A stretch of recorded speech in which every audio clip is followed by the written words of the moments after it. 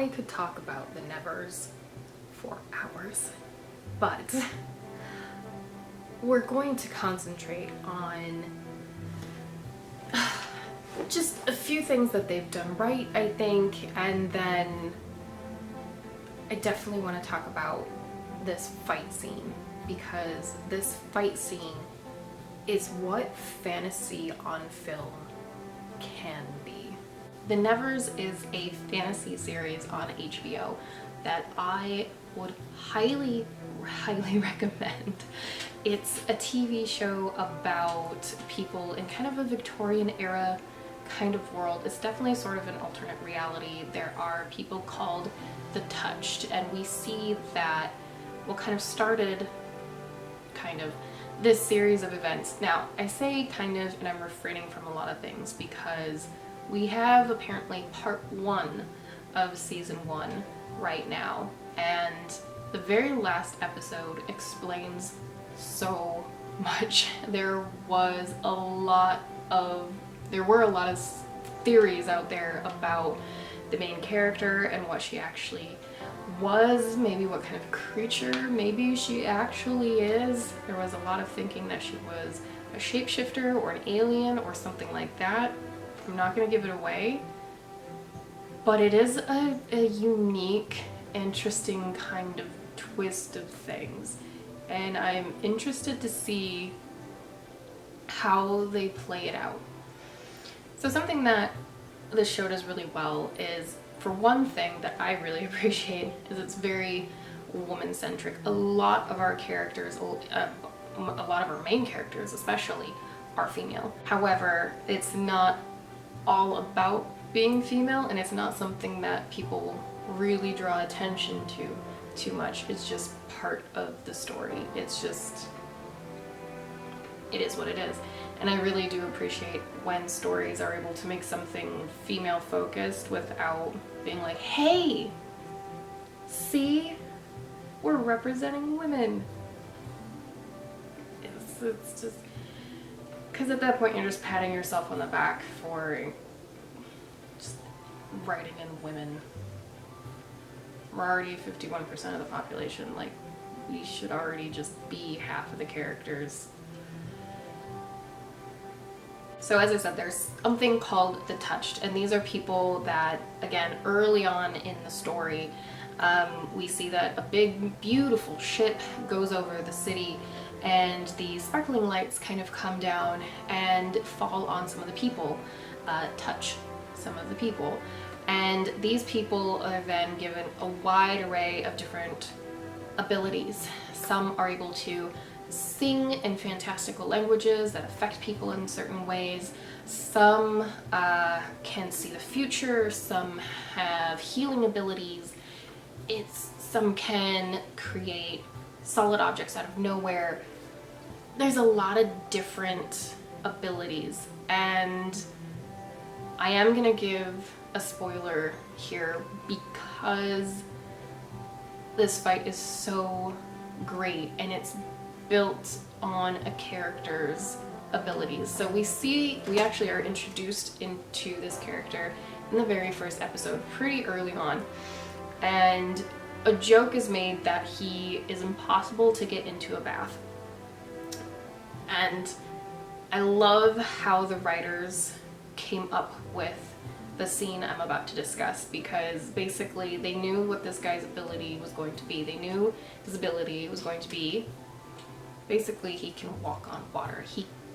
But the reality is he cannot submerge in water. Even if he was to want to go swimming, he can't. So it is literally impossible to get him into a bath.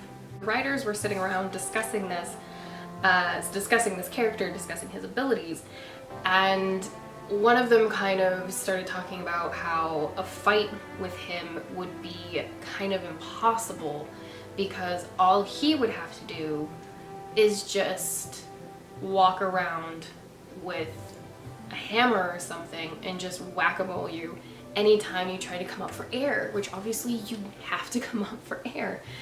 And This is something that I do really appreciate as well, is they have the characters combining their abilities with tools, and I think a lot of times we don't see that, or it's their ability is connected to a tool specifically, and then they use that tool. But a lot of times when we've seen worlds where people have abilities and things, they rely on the abilities themselves, don't combine it with tools a lot. And I think that's part of why I really appreciate the scene, is what happens is our main character and this guy get into a fight. She's tossed over a bridge and submerged in water, and then he walks out on the water, at which point she realizes, oh crap, I'm in trouble, because the same thing occurs to her. And obviously the other thing too is he's huge and he's coming at her with clear murder eyes, so obviously you're in trouble. I mean, she's not huge, you know, she's not like an Amazon, basically. You know, she's an average woman. She's not lasting 5 rounds with this guy, let's be real. But she is a fighter, and she is smart, and she is tactical and strategic with her thinking. So she does come up with a plan. Now, their fight is basically how the writers had discussed before, and had, you know, when they were getting their gears turning. And they realize that this has advantages and disadvantages for both. He has a huge majority of the advantages because he's already walking around. He doesn't have to worry about drowning. Like, he's already walking around. He can walk on water. It's a lot faster to walk or run on water than it is to swim through it. I mean, unless you're an average Joe walking on the water and like an Olympic swimmer, he's gonna be able to just go faster than you. And he's huge, and he's got a big, thick chain. And he's got this wrapped around him when he walks out, and when she starts trying to swim underneath, and trying to get away from him, he unwinds it a bit and starts whacking through the water.